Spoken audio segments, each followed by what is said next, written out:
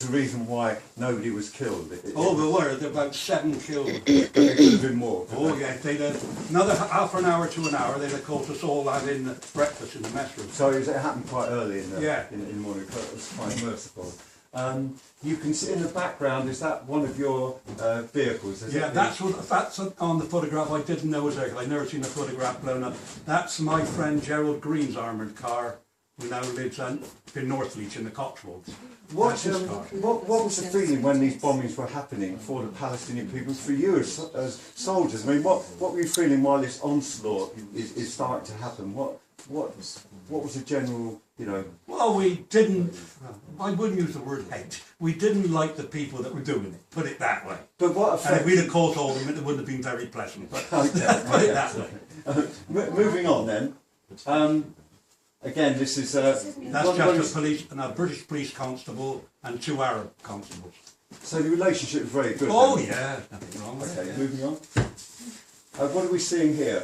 I think that's Bank Street, Okay. the lower end of it. I think, my memory might have gone a bit. I think that's the Where lower would the end. barrel bombs be coming from in that, relative to this Well, picture? further up, it's higher. It goes steeper. What, going up to the hill? Yeah. Yeah, okay.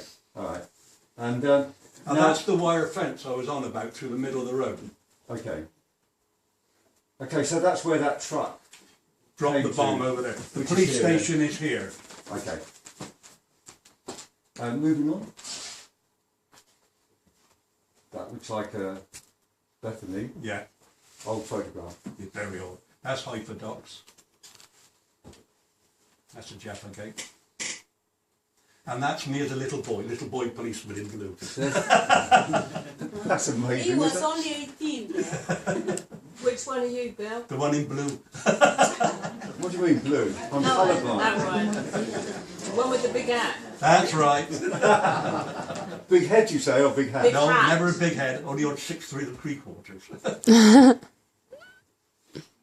They're stonemasons. That's an Arab police sergeant. That's a part of Jerusalem. Yeah. That's Tiberias. Lake That's the Lake Tiberias. Yeah, it's gone. Pretty much disappeared now. That's just a Bedouin tent. A Bedouin tent, so there you go. Yeah. So the Bedouins presumably were spread around all In all the rural areas. And, Can I move on? yeah. That's the Wailing Wall. Now, you notice there's women here, isn't there? This is 1940, could be 48, 47, I don't know. Is that around that period? Yeah, about that. 40s, say. Takes the 40s. So what are we looking at? Well, that's We're looking the... at a mixture of people A there. Yeah. mixture of people, women include. Now, it seems that it's difficult for women to go there.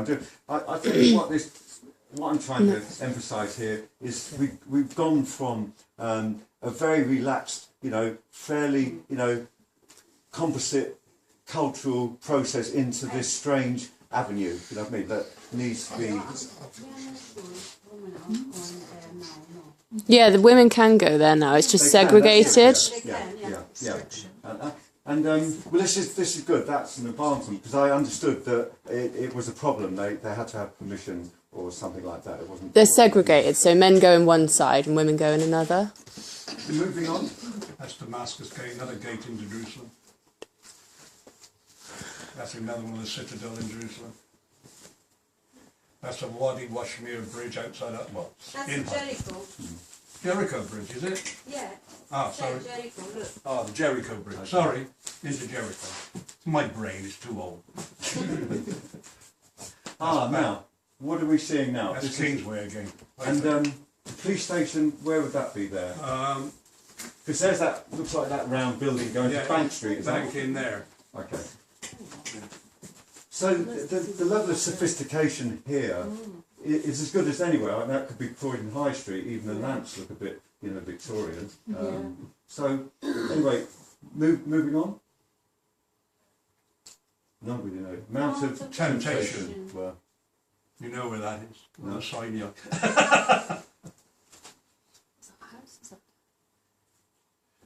I think that's the Tomb of the Prophets. I'm not sure. Malak, do you know any of this picture, these places? No. No? I've not ever like gone there, so. It's a bit of a journey for you then. Yeah. That was the control point at Razanakurov on the Lebanese border. Okay. And they're the three languages, obviously, yeah? Everything was in 3 languages. Okay. Moving on. That's Haifa again. Haifa, looking down from Mount Carmel. Donkeys always get the best jobs, don't they? Moving on. Good Samaritan. Oh, that's. Again, Bank Street. That's Yeah. bottom end of Bank Street. Yeah. Yeah. That's And Kingsway. is that the police station over? No, that's that's taken from the police station. That was, Okay. because there's the barrels along the road, across the road. Okay. Yeah, that would have been taken from the police station.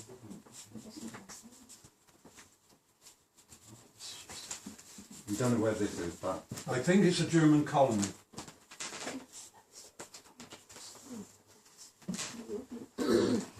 That's Kingsway again. That's Haifa Docks. and there's presumably the British Navy. The Yeah. Navy ship's on the outside quay, yeah. Yes, Okay. Albert told me that's the name. He was there. We have another old soldier that came. He was in even earlier, from 46, I think, to 47. 44. And he's 92, and he came into the museum and he saw the photographs, and at this stage these photographs, when we got them from Bill, were little snapshots, you know, the earliest camera, the Brownie 1, 2, even before that, so they were very small, and they've been digitised, and Bill's just amazed at the clarity, things he never knew on the photograph of now, modern technology. Rita was showing this Albert, who's 90 odd, showing these photographs, and he started to cry, you know.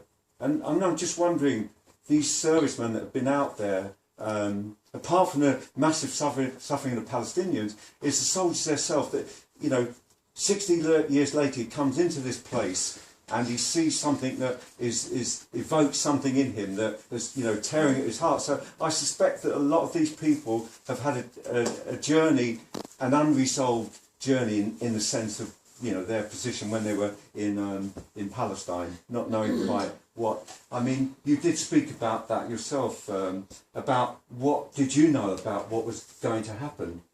Well, as I say, we knew more perhaps than the army knew because we were civilians. And we were told things which they didn't tell to us. Oh, it's not a horrible thing to say the rank and file in the army. But, and we knew once we were told we were moving out in May, we knew it was going to be chaos. Right.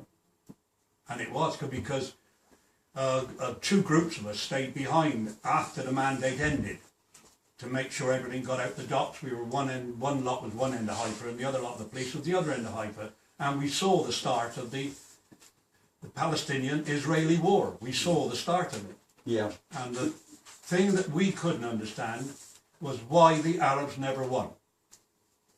Because the Arabs were superior in weapons, they were superior in manpower, and they never won because of one, and I'm sorry about this, they won't talk to each other. There was an army here fighting which was Lebanese. There was a Jordanian army here fighting which was Jordanian. There was the Palestinian army here. You had the Arab Legion there. And they were all fighting individual wars. And of course the Israelis were a combined unit. They picked them off one at a time. It's a terrible thing to say, but if they'd have all got together in 48, Israel wouldn't have existed. Interesting. It was terrible to watch it. Unfortunately, we're in this situation, Yeah. and we're in a way trying to help the Palestinians, trying to also help the Israelis to move off this impasse, you know, so we have peace for everybody in the Middle East, you know, so everybody is equal and equal opportunity. Not if you happen to be a Palestinian child or a Jewish child, it doesn't matter. Both those children need the rite of passage. You know what I mean? So that's basically what this museum's about, and what this dialogue here is about. It's about dispute resolution, really, in a sense, because war is not an option, because it just ends up look at Syria. You know, so we have to work really hard to make sure that there is a platform for reconciliation, whatever that means. Yeah. Yeah, but I mean the Syrian situation is the same as when we left in Palestine. They're fighting for a cause, but they're not fighting as a unit. In Syria, as far as I understand, there's about 3 or 4 different It's units. true. It's That's true. right. Yeah. They Yeah. won't, for some reason, the Arab nation won't get together. They fight as an individuals. That this is my bit and that's your bit. Yeah, I mean, obviously, Bill, you're looking at it from your perspective. Yes, you I know I am. You know, and I think historians can probably, you know, tell it slightly different. Everybody has a different story. But Yeah. staying to the narrative, again, is this Haifa again? Yeah. Okay. Would this be where the bombs would be rolled down? No. No, that's, I think, no, I'm not sure where that is. At the corner of where it joins Kingsway. I don't know why I'm labouring this. I don't know why, but anyway, Yeah, I'll give that a miss. Carry through those. Another one. That's the River Jordan. River I don't Jordan. think so much water in there now. That's the Wailing Wall. Wailing again. Wall. That's the Stella Maris Lighthouse on top of Carmel. That's Now, one of this our is a- Taggart forts. Now, how many of these forts did you have around? Oh, goodness knows. Every area had a large one, which was like the centre, and they had a smaller ones all around, all over the rural areas of Palestine. Moving on. That's the back of the police headquarters, The one that was. blown up. That's the Wadi Westmere Bridge. And that's in Haifa, yeah? Yeah. Okay. That's an internment camp for Jewish immigrants. What is it? An internment camp for Jews. And that would have been. Latrine. I think that's in a place called Latrine, I think. That's Haifa, Haifa Bay. That's Haifa.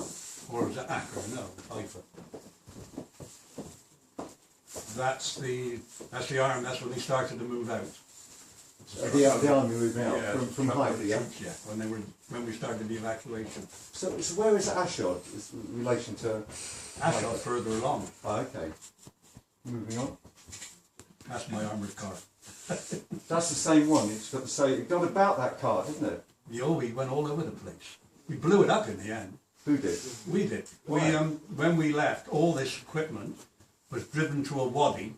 We drove it over the wadi, and when they got enough of them down there, they set fire to them and blew them up. Is that so the. So No, neither you side use could it. have them. Okay. Moving on. That's a Jewish armoured bus. So that's the way they took the kids to school and places like that, as safe as they could get them. Moving on. That's Jericho. Well, that's me again. That's a smaller armoured car. There's our Bill in the middle. You in the middle. And that was taken in 1992 in Tunis. What were the circumstances of this meeting? Well, an Arab journalist, Ismail, I can't remember his second name, he said that Arafat wanted to meet some of us, and he was very friendly with the man in the middle, which is my friend, Gerald. And so he said there's 3 of them invited. So Gerald went, I went, and another man called Doug Brain, who was a farmer on the Cotswolds. And they paid for us to fly out to Tunis. We had 4 or 5 days in Tunis with him and his council at the time, talking about different things. And I showed Rita the big thing he gave me.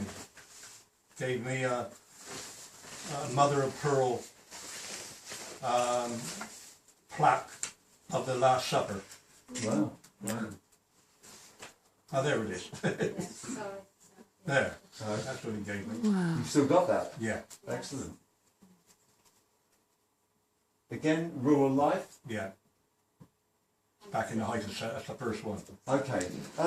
Is there any questions about these photographs or any questions that you want to ask Bill? Now, at this point, we would have Skyped with Gaza and the West Bank, because like Malika, she doesn't know any of these half these photos, you know. So in a way, it could be that the Palestinians have been so much under siege that they don't actually understand their own country in a sense, you know. They can't move around freely, etc. So if you have any questions to Bill while, you know, Malaka prepares her speech, that would be appreciated. And I'd like to thank Bill anyway for, you know, being here and representing his experience.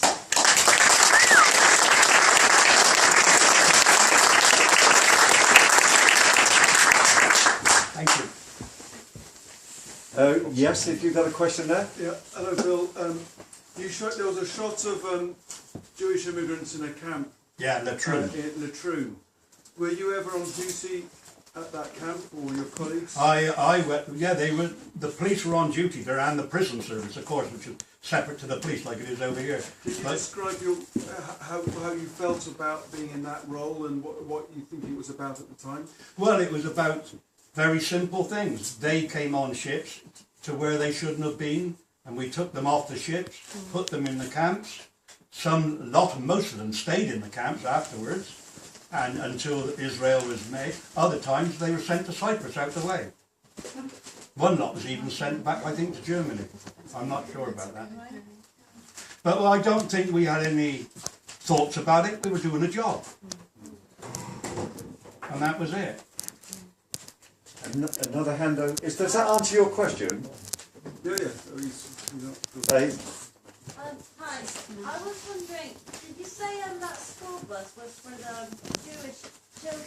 Yeah, there's a Jewish Well, bus. why do they need to be so secure buses for children? I don't Oh, know well, the relationship there. What was... Both sides didn't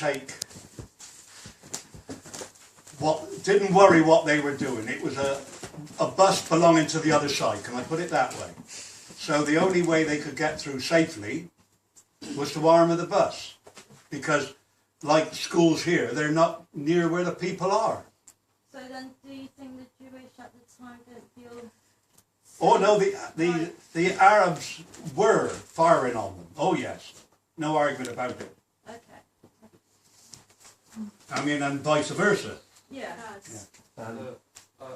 How much blame do you think the British government, British colonial policy, had for what happened? Like you're saying, locking up Jewish immigrants and stuff.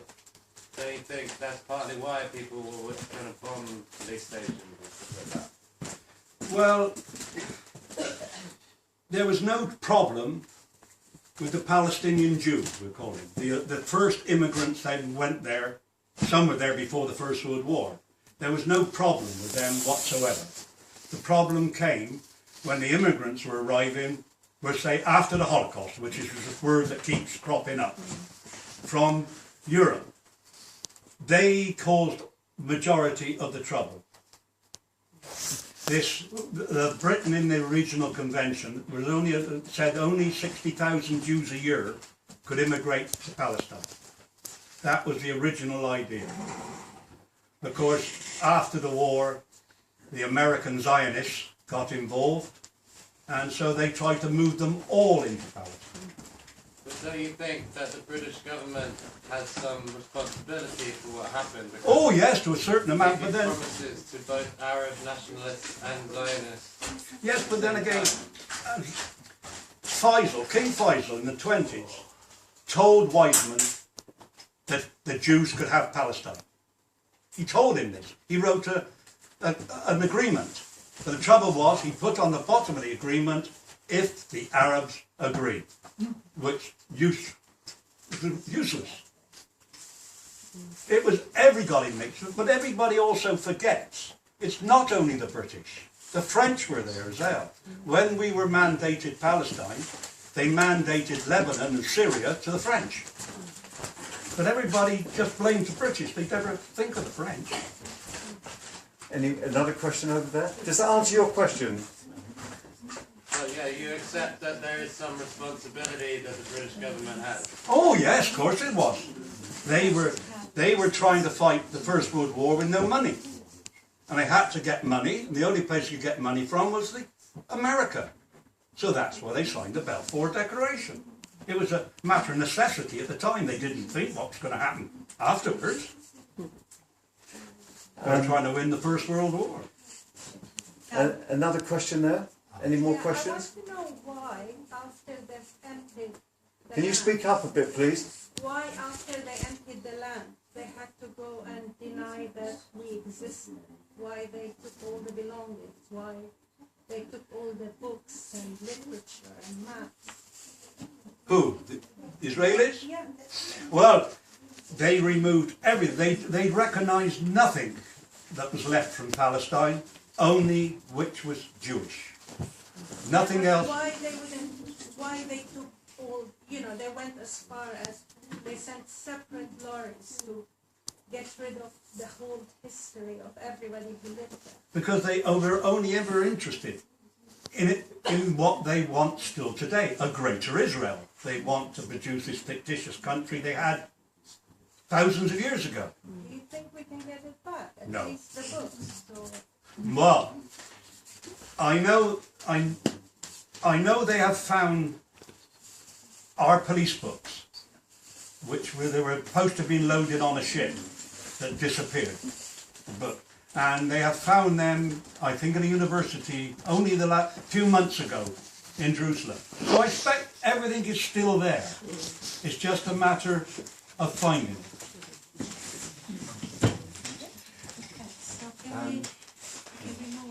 Okay. One last question. Can I ask Phil, what was your worst memories of the whole time you were over there, but also what was your best memories? Oh, I had loads of best memories, because there were some lovely bars in Haifa. and I thought the worst memory was a busload of children going to school, Arab children, that was in the wrong place at the wrong time. And there was a big mess. I presume that was the worst. And plus, when they blew up our headquarters, there was 4 British policemen, 2 Arab policemen, and 4 dogs on sentry on that fence. Well, we just put them into sacks. Nobody knows which was which. That wasn't very pleasant. But otherwise, I must admit, I had a great time. There was nothing better than going down the souk in Haifa and sat down drinking coffee. It was lovely. Thank you, Phil.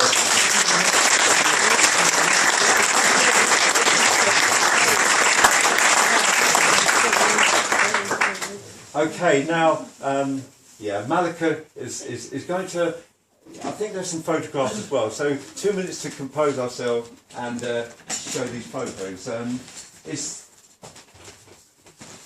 This is the first photo.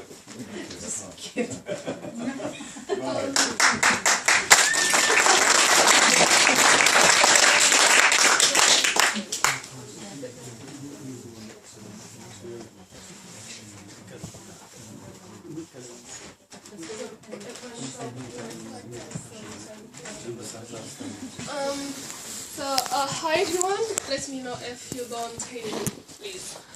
You don't hear me? Yeah. Oh, it's okay. As I said earlier, my name is Malak Mohammed. I'm originally from a place to the north of Palestine called Jaffa. I've never gone to this city, and I'm not allowed to go to my original city.